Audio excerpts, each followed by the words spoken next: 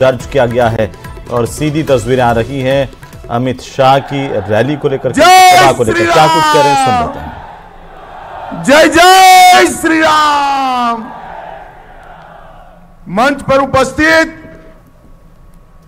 राजस्थान के नवनिर्वाचित मुख्यमंत्री, जिन्होंने पेपर लीक करने वालों को उल्टा कर सीधा करने का काम किया है, ऐसे भजनलाल जी, हमारे अविनाश गहलोत जी, जोराराम कुमावत जी, ओटाराम देवासी जी, जोगेश्वर गर्ग जी, राजेंद्र गहलोत जी, मदन राठौर जी, और जिनको जिताने की अपील करने के लिए मैं आया हूं, ऐसे हमारे प्रत्याशी पीपी चौधरी जी। आगे आओ पीपी चौधरी, जोरदार ताली बजाओ चौधरी साहब के लिए।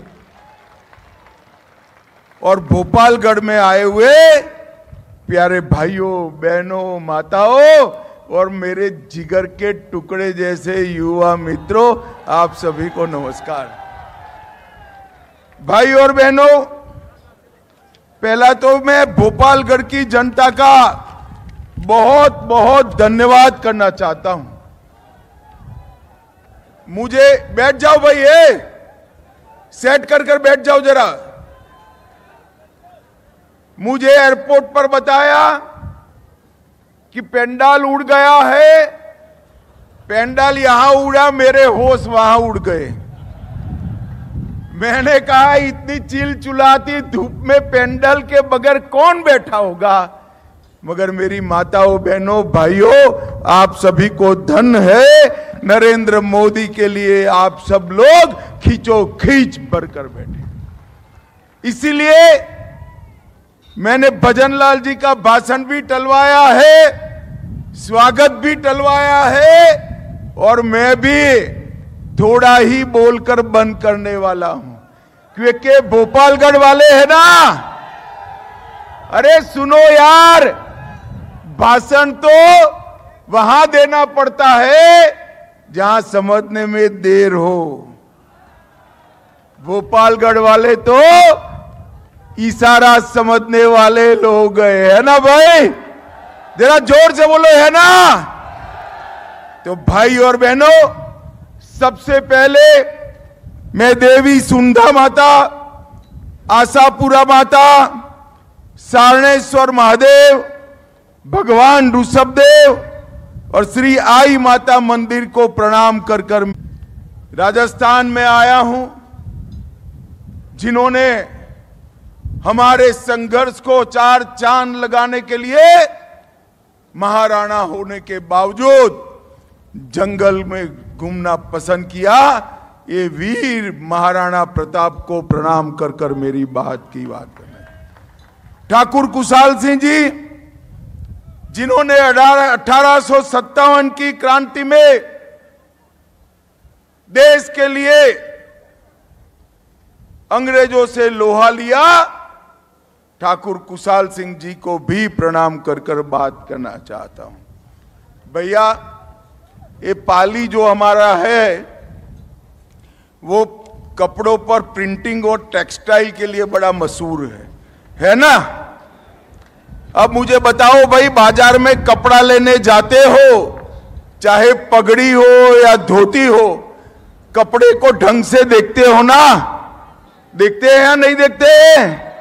अरे जोर से तो बोलो, देखते हैं या नहीं देखते हैं? तू पूरे देश का प्रधानमंत्री बनाना है, प्रत्याशी को ढंग से देखकर वोट डालना। मेरी बात समझ में आती है? दो लोग हैं, एक और 23 साल से वैकेशन करे बगैर भारत माता की सेवा करने वाला नरेंद्र मोदी है, और दूसरी ओर हर 3 महीने में थाईलैंड विदेश में वैकेशन करने वाले राहुल बाबा है। मुझे बताओ भाई, किसको देना चाहिए? अरे जोर से बोलो, किसको लेना चाहिए? भाई और बहनों, दो तरफ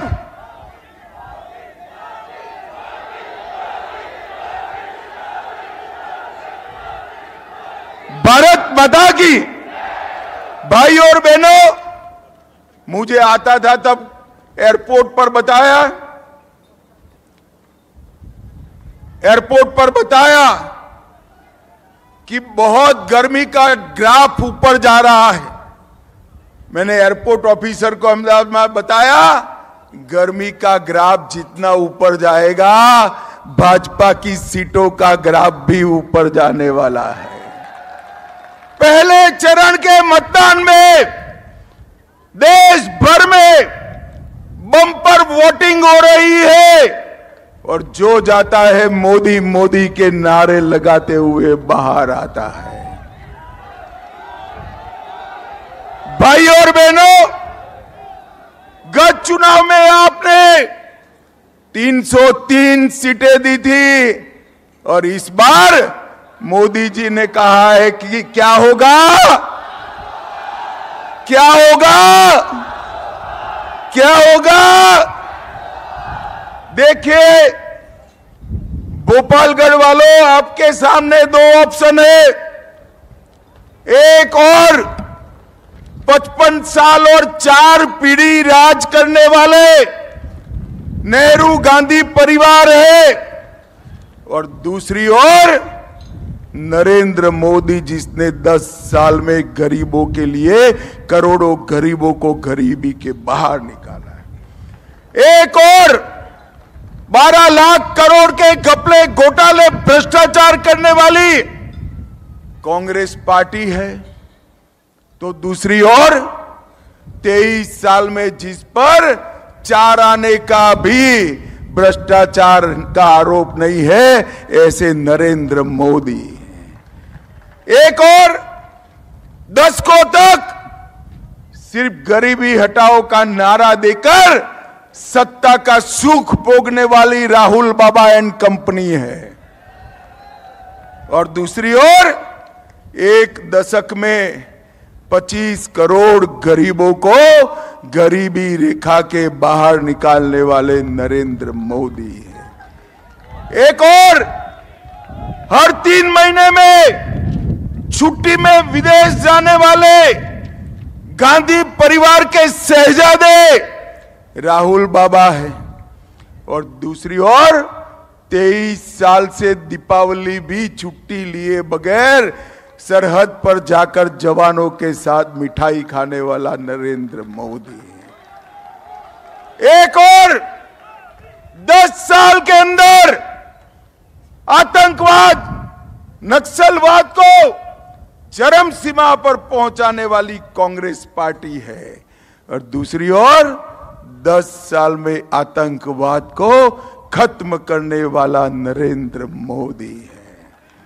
देश की जनता ने बहुत अच्छे तरीके से तय किया है कि इस बार कोई गलती नहीं करनी है, किंतु परंतु नहीं, अब की बार